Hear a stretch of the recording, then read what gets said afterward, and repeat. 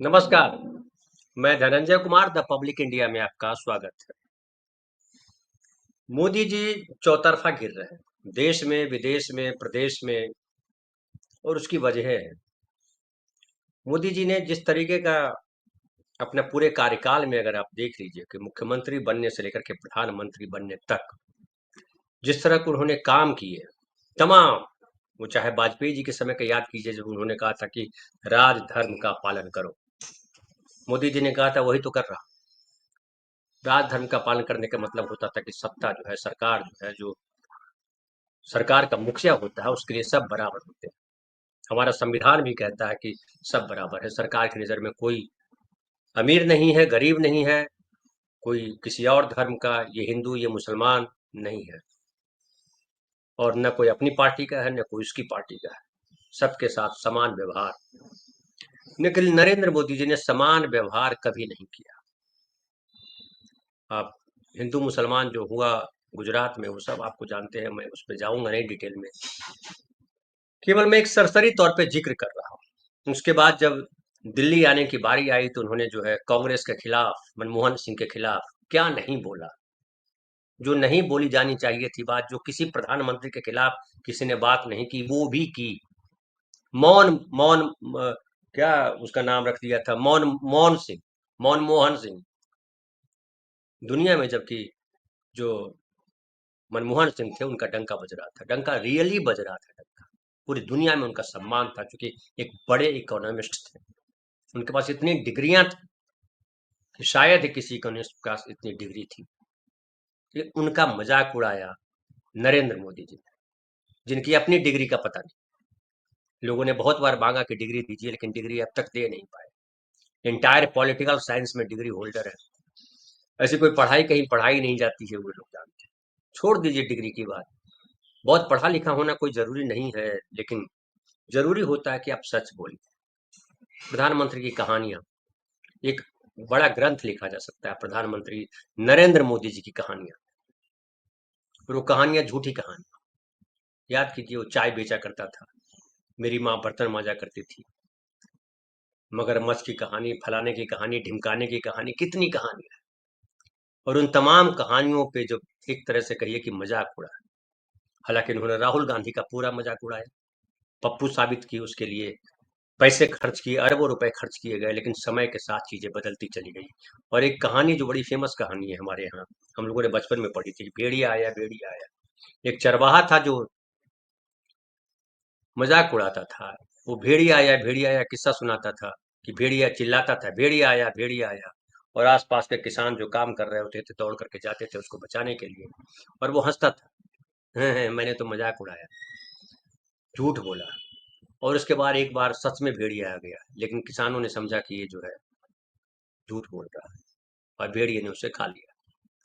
नरेंद्र मोदी जी के साथ उसी तरह का कुछ किस्सा हो रहा है। जितनी बड़ी बड़ी शेखी बघारी, वो सारी शेखियां जो है एक एक करके उनके सामने खुद जो है खड़ी हो रही है। और प्रधानमंत्री नरेंद्र मोदी उन शेखियों के सामने बौने साबित हो रहा है। याद कीजिए क्या कहा था पाकिस्तान को लेकर के। पाकिस्तान को लेकर के कहा था कि एक सर के बदले 10 सर लाएंगे। अभी देखिए, सीज फायर हुआ, पहलगाम की घटना के बाद जो चीजें हुई, क्या हुआ उसमें। सेना को लेकर के जो पहलगाम से पहले जो पुलवामा की घटना हुई थी उसमें क्या कहा गया था। सेना को लेकर के कोई जवाब, सवाल कर रहे हैं लोग, सेना पर सवाल। लेकिन जो लड़ाकू विमान मारे गए, मार गिराए गए, उसमें जो पायलट थे वो कहाँ हैं। नरेंद्र मोदी जी कुछ नहीं बोल पा रहे हैं। मिट्टी में मिला दूंगा, लेकिन नरेंद्र मोदी आतंकवादियों के बारे में नहीं बता पा रहे। तमाम चीजें। और अभी जो मूल बात चल रही है कि देखिए, जिस तरीके से लोकतंत्र की बात करते रहे नरेंद्र मोदी जी, संविधान और आपातकाल को लेकर के बहुत बातें की नरेंद्र मोदी जी ने। और कहा कि कांग्रेस पार्टी भ्रष्ट पार्टी है, कांग्रेस पार्टी संविधान विरोधी पार्टी है, कांग्रेस पार्टी जो है उसने संविधान की हत्या की है, वगैरह वगैरह तमाम चीज। लेकिन भ्रष्ट पार्टी है कांग्रेस पार्टी, ये कहकर के नरेंद्र मोदी आए थे, साबित नहीं कर पाए। एक व्यक्ति को, एक कांग्रेसी को जेल नहीं भेज पाए। कहा पूरी कांग्रेस को भ्रष्ट बता रहा है। फिर उन्होंने कहा कांग्रेस मुक्त भारत। लेकिन कांग्रेस युक्त बीजेपी बना दिया।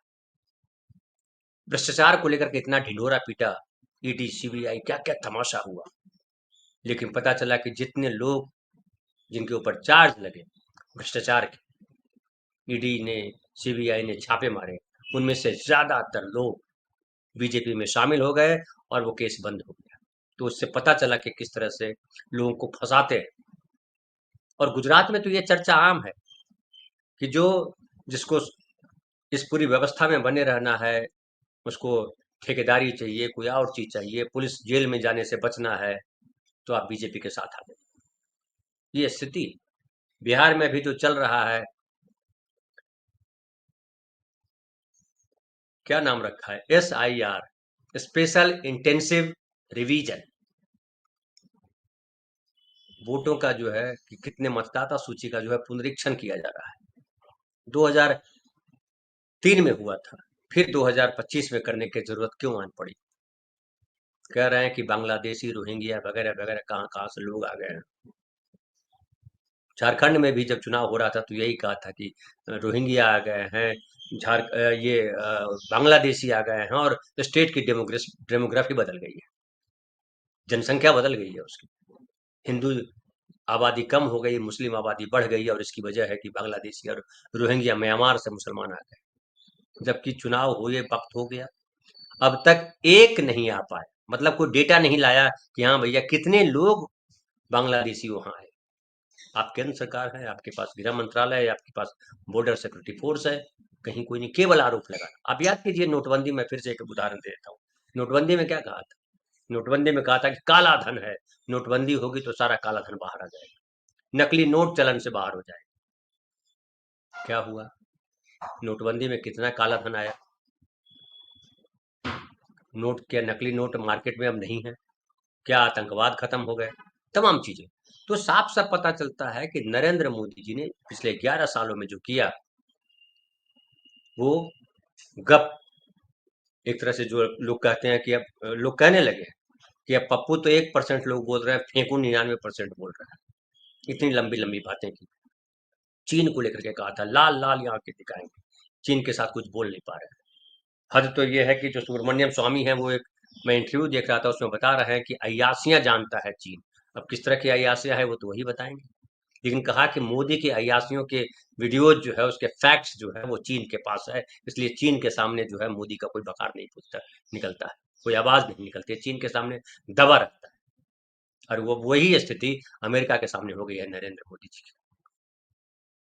याद कीजिए, इन्होंने कहा था कि अब की बार ट्रंप सरकार, ट्रंप को लेकर के चुनाव प्रचार किया था।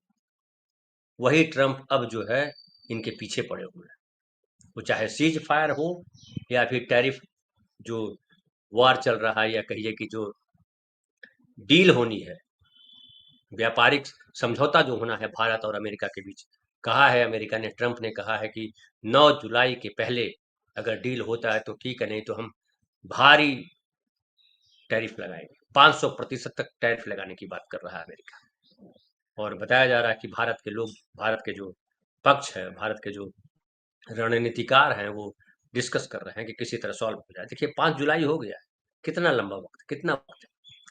और लगातार जो है अमेरिका कई तरह से दबाव डाल रहा है भारत पर, और ऐसा लग रहा है कि भारत फंस गया है। अमेरिका अमेरिका पे अमेरिका का दबाव है कि आप जो है, जो रूस से कच्चा तेल खरीद रहे हैं वो रोक दें। आपको पता होगा कि ये जो रूस और यूक्रेन जब से युद्ध हुआ है, उसके बाद अमेरिका और ये जो सोवियत यूनियन, ये जो यूरोपियन यूनियन है, उन सब ने जो है रूस पे प्रतिबंध लगाया, और आर्थिक प्रतिबंध। तो उस समय जो है भारत जो कुल कच्चा तेल आयात करता है, उसमें से मात्र 2% था जो रूस से आता। आज जो है वो स्थिति 40% पे आ गया है। और उसकी वजह ये नहीं है कि रूस के साथ हम संबंध बढ़िया करना चाहते हैं, रूस सस्ता तेल दे रहा है तो हमने मंगा लिया।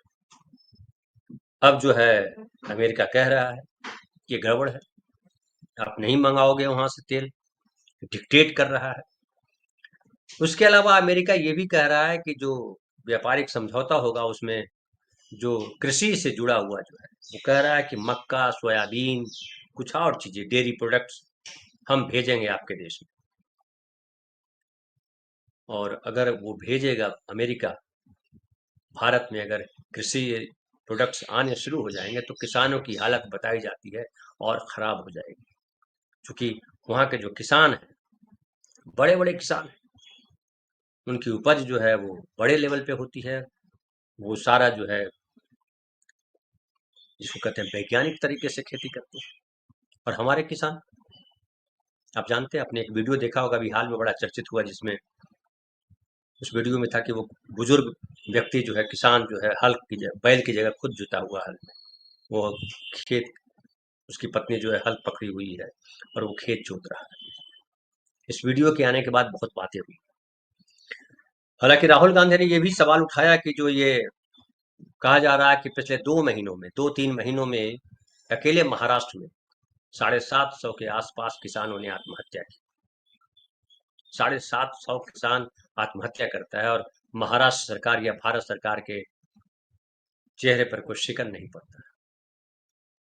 जबकि आप हाल जान लीजिए कि 16% हमारी जीडीपी में 16% हिस्सा है एग्रीकल्चर का। और कोरोना काल में सारे सेक्टर फ्लॉप हो गए थे, माइनस में चले गए थे। कृषि ही थी जिसने हमें, भारत की जीडीपी को बहुत बुरी हालत में जाने से बचाया था। लेकिन उस कृषि के प्रति क्या नजरिया है नरेंद्र मोदी सरकार का? वो जो 13 महीने जो कृषि किसानों ने जो आंदोलन किया था 3 बिल के खिलाफ, वो 3 बिल क्या थे?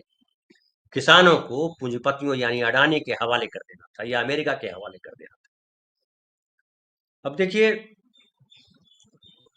वो 13 महीने आंदोलन चले, कृषि बिल वापस हुआ, लेकिन एमएसपी आज तक लागू नहीं हुआ। जबकि अमेरिका में जो है, लगातार सरकारें कोशिश करती है कि उनके किसान कैसे बचे रहें, कैसे बेहतर बन सके, और इसके लिए भारी सब्सिडी भी अमेरिका भी देता है। यहाँ पे कहा जा रहा है कि किसानों को पाला जा रहा है। एक ऐसा समूह बना हुआ है जो किसानों के खिलाफ लगातार जहर उगलता रहता है। राहुल गांधी ने अभी कहा कि 750 के करीब किसान जो है महाराष्ट्र में उन्होंने आत्महत्या की है। तो यहाँ के जो कृषि मंत्री हैं, उनको दिक्कत हो गई। वो कह रहे हैं कि राहुल गांधी ये डाटा कहाँ से लेके आ रहे हैं, हम इसकी जांच करेंगे। जबकि सच बात ये है कि वो डेटा किसी और ने नहीं दिया है, वो डेटा जो है यहाँ के ही मिनिस्टर ने दिया है। और विधानसभा में ये बात कही गई है, मैं आपके सामने वो बताता हूँ किसने कही। ये राहत और पुनर्वास मंत्री है मकरंद जाधव पाटिल। उन्होंने विधान परिषद में एक आंकड़ा पेश किया। इसके मुताबिक राज्य में 2025 में जनवरी से मार्च के बीच 767 किसानों ने आत्महत्या की। और ये कहाँ से आ गया? नहीं, ये एनडीटीवी की, एनडीटीवी इंडिया जो है, एनडीटीवी, उसकी वेबसाइट से खबर मैं आपको बता रहा हूँ, उसने छापी, जो अडानी जी का। एनडीटीवी आपको पता है कि अडानी जी का है? अडानी जी किसके हैं ये भी आपको पता है। और ये जो नेता हैं, जब चूंकि राहुल गांधी ने ये उठाया है, तो राहुल गांधी जब कोई बात करते हैं तो ये तमाम नेताओं को मिर्ची लग जाती है। उनको लगता है राहुल गांधी कैसे बोल सकता है, और हमारे खिलाफ राहुल गांधी ने बोल दिया। तो जो महाराष्ट्र के कृषि मंत्री हैं माणिकराव कोकाटे, उन्होंने कहा कि हम इसकी जांच करेंगे कि आंकड़ा कहाँ से लाए हैं राहुल गांधी। आंकड़ा लेकर के आए हैं उनके ही मंत्री। कुछ दिन पहले आपको याद होगा माणिकराव कोकाटे ने एक और बयान दिया था। उन्होंने कहा था कि किसानों ने कर्ज माफी के पैसे शादियों पर खर्च कर दिए, और 1 रुपया एक ऐसी चीज है जिसे भिखारी भी स्वीकार करते नहीं करते, लेकिन सरकार उस राशि का फसल बीमा दे रही है जिसका कुछ लोग दुरुपयोग कर रहे हैं। किसानों पे आरोप, मंत्री कितना दुरुपयोग करते हैं इस पर कोई चर्चा करने को तैयार नहीं। किसानों की हालत अगर आप जाने तो अभी देखिए एक रिपोर्ट छपी हुई है आज तक में। उसने छापा है कि उसने भी बोला है कि 3 महीने में 767 किसानों ने मौत को गले लगा दिया। धनंजय करके हैं जो उन्होंने लिखी है रिपोर्ट, उसका मैं कुछ हिस्सा आपके सामने रखता हूँ, इससे आपको समझने में मिलेगा। एक किसान का की कहानी उन्होंने बताई है कि 17 जून को अकोला जिले के नीम करदा गांव के 58 वर्षीय किसान, ये उदाहरण के तौर पर समझिए आप किसानों की क्या हालत है। देवानंद इंगले ने अपने खेत में पेड़ से फांसी लगाकर आत्महत्या कर ली। देवानंद इंगले की पत्नी कैंसर से पीड़ित थी। इलाज पर भारी खर्च हुआ, जबकि घर में केवल 1.5 एकड़ जमीन ही आय का स्रोत थी। 1.5 एकड़, 1.5 एकड़ जमीन में क्या होता है? आप अगर किसान हैं तो आप समझ सकते हैं। मेरे पास जो है वो 10 एकड़ से ऊपर जमीन थी, हम नहीं खेती कर पाए, आ गए यहाँ। और जो हमारे गांव में जो बड़े बड़े किसान हैं जिनके पास 100 बीघा खेत है, वो भी खेती नहीं कर रहा है, नौकरी कर रहा है। इससे अंदाजा लगाइए किसानों की क्या गत है, क्या हालत है किसानों की। वो कह रहे हैं कि फसल साल दर साल दम तोड़ रही थी, ऊपर से बचत कम और बैंक का 15,000 रुपये का कर्ज, 15,000 रुपये का कर्ज, साहूकारों और रिश्तेदारों के लिए सिर्फ 20,000 का कर्ज, कुल मिलाकर के 35,000 का कर्ज। लेकिन कर्ज के बोझ तले दब गए देवानंद और उन्होंने आत्महत्या कर दी। उनके बेटे विक्की से बात की पत्रकार ने, और उन्होंने कहा कि 1.5 एकड़ खेत से घर जैसे तैसे चलता था, बाकी खर्चों के लिए दूसरों के खेतों में मजदूरी करनी पड़ती थी। लेकिन दवाइयों का खर्च, घर चलाना और बार बार बैंक वसूली का दबाव, ये सब बर्दाश्त से बाहर हो गया था। साहूकार भी तगादा करते थे। इन सब के चलते पापा ने ये कदम उठाया। धनंजय सावले ने लिखी है रिपोर्ट। कई सारे वीडियोज आप देखते होंगे, मामूली रकम के लिए बैंक के जो बैंक आजकल क्या करता है कि बैंक थर्ड पार्टी को दे देता है, ट्रांसफर कर देता है कि जाओ वसूल करके लाओ, और उसमें बंदर बांट होती है, इतना परसेंट ले लेगा। क्योंकि वो जो है बट्टा खाता में चला जाता है पैसा, तो बट्टा खाते का पैसा जो है जिस तरह से बांट लिया जाए, तो वो करते हैं। और उसमें गुंडे भेजे जाते हैं लोगों के पास, और गुंडे जो है गाली गलौज करते हैं, हंगामा करते हैं, मारपीट करते हैं। किसान की हिम्मत नहीं होती, क्योंकि गुंडे जो है केवल केवल वो गुंडे नहीं होते, उनके साथ पुलिस वाले भी होते हैं। अगर वो मारपीट करेगा किसान, तो पुलिस में रिपोर्ट दर्ज की जाएगी, पुलिस वाले उसको आएंगे, उसको पकड़ के ले जाएंगे। ये हमारे देश की व्यवस्था है, न्याय व्यवस्था। कोर्ट भी जाएगा तो कोर्ट में जाना कितना मुश्किल काम है, ये आप जानते हैं कि हमारे सामान्य नागरिकों के लिए कितना दूभर है जीवन। नरेंद्र मोदी जी चाय बेच करके भी नहीं समझ पाए। इससे बड़ी, अब तो राहुल गांधी को वो बोलते थे कि राहुल गांधी जो है वो सोने का चम्मच लेके पैदा हुआ, लेकिन सोने का चम्मच लेके पैदा हुआ व्यक्ति किसान की बात कर रहा है, और ये अडानी की बात करते हैं। ये है राहुल गांधी और मोदी में अंतर। लेकिन धीरे धीरे पर्दाफाश हो रहा है। और सबसे बड़ी बात है कि अभी जो अमेरिका जो डील करना चाहता है, और चाहता है कि कृषि प्रोडक्ट और जो डेयरी प्रोडक्ट है भारत खरीदे, और जो यहाँ है उसकी आवक हो, और इसको लेकर के बड़ी बात चल रही है। अब एक और मैं आपको सुना दूंगा आपको कि जो योगेंद्र यादव जी, योगेंद्र यादव जी को आप जानते हो। तो योगेंद्र यादव जी ने एक वीडियो छोटा सा जारी किया है, हम वो दिखा नहीं सकते, लेकिन उसकी बात अब थोड़ी सी बता देते हैं आपको। उन्होंने कहा कि ये जो नीति आयोग है उसके साइट पे एक आर्टिकल छपा है। रमेश चंद कर हैं एक व्यक्ति, जिन्होंने वो लिखा आर्टिकल। रमेश चंद जो है वो, उन्होंने बताया कि ये जो मोदी जी हैं उनकी कृषि नीति जो है उसके निर्माता है। और उन्होंने लिखा कि अमेरिका के साथ जो है जो डील हो रहा है उसमें जो वो कह रहा है वो हमको मान लेना चाहिए। वो कृषि प्रोडक्ट और डेयरी प्रोडक्ट हमें आयात करना चाहिए। उसको लेकर के उन्होंने कहा कि हमने आपत्ति जताई, आर्टिकल लिखा योगेंद्र यादव ने कि ये क्या कह रहे हैं आप, क्यों बैटिंग कर रहे हैं अमेरिका की तरफ से। उसके बाद उन्होंने बताया कि वो जो है वो आर्टिकल वापस ले लिया, हटा डिलीट कर दिया गया। क्यों डिलीट किया गया वो सवाल उठा रहा है, क्योंकि उनको पता है कि अगर ये बड़ा हंगामे का कारण बने। और ये जो अभी रुके हुए हैं उसकी वजह भी यही कि अगर ये डील हो जाता है तो यहाँ अनाज, खास करके मक्का है, सोयाबीन है। महाराष्ट्र में जो झगड़ा चल रहा है, महाराष्ट्र में अभी एक दिन अ, जिस दिन सत्र शुरू हुआ उसके एक दिन बाद ही जो है नाना पाटोले जो कांग्रेस के नेता हैं उनको एक दिन के लिए सस्पेंड कर दिया गया, क्योंकि वो किसानों को लेकर के सवाल उठाना चाहते थे। सोयाबीन का दाम नहीं मिल पा रहा है। और कई आपने वीडियोज देखे होंगे जिसमें प्याज का किसान, प्याज जो है जिसको यहाँ महाराष्ट्र में कांदा कहा जाता है, मध्य प्रदेश की भी ये घटना है। वो सड़क पे ट्रैक्टर के ट्रैक्टर गिरा देता है। क्यों? क्योंकि 1 रुपए किलो उसको कीमत मिलती है। आप मार्केट में कांदा या प्याज खरीदने जाइए, ₹26-30 से कम आपको नहीं मिलेगा, लेकिन वो ₹1 में बेचना पड़ता है उसको। ₹1 में लागत भी नहीं निकलती है। वो उखाड़ने की जो प्याज ज़मीन से उखाड़ा जाता है, उसकी भी कीमत नहीं मिलती, मज़दूरी की कीमत नहीं मिलती। ये हालत है देश के किसानों की। और हमारे देश में ढेर सारे गधे हैं जो जिनके बाप लूट करके पैसा जमा किए हैं, जिन पे पले हैं वो किसानों को कहते हैं कि ये जो है अमेरिका से पैसा आता है और आतंकवादियों का पैसा है, और किसानों का मजाक उड़ाते हैं। किसानों को वो कहते हैं कि ये इतने ट्रैक्टर, इतने फलाने जो हैं, और किसान जो अपने आप को गरीब कहते हैं। किसान केवल वही नहीं है, लेकिन इस देश में कई सारे देश हैं, और जो कई सारे देश हैं उसमें पिछले 11 सालों में गधों का देश सबसे ऊपर चला गया, क्योंकि उनके पास पैसा है, उनके पास कुछ कास्ट का फायदा है, कुछ लूट का धन है अपने पुरखों का, वो से ज्यादा लोग हैं। और वो सब कुछ लोग जो है हिंदू होने के चक्कर में जो है कि हिंदू राष्ट्र बनाएंगे के चक्कर में उनको इस तरह की गड़बड़ियां दिखाई नहीं पड़ती है, दुर्भाग्य की बात है।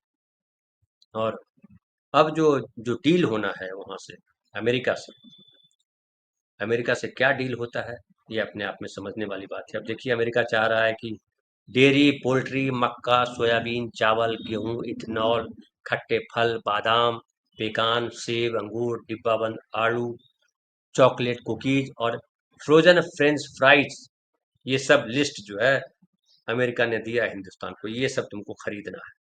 हमारे मतलब भारत का मार्केट खोलना है हमारे लिए। इस वजह से देख लीजिए कि हम हालांकि जो भारत वहां से मंगाते हैं वो आमतौर पे सूखे मेवे मंगाते हैं, ड्राई फ्रूट्स मंगाते हैं, और सेब वहां से मंगाते हैं। लेकिन अब जो है मक्का, सोयाबीन, गेहूं और डेयरी उत्पादों के आयात की अनुमति चाहता है अमेरिका। और इससे किस पर असर पड़ेगा? किसानों पे असर पड़ेगा। और किसानों की क्या हैसियत है नरेंद्र मोदी जी के आने के बाद? बता रहे थे, रिपोर्ट में पढ़ रहा था कि मनमोहन सिंह के समय कर्ज माफी हुई थी, उसके बाद कर्ज माफी हुई नहीं, जबकि महंगाई कितनी बढ़ी है इसके हम आप सब गवाह हैं।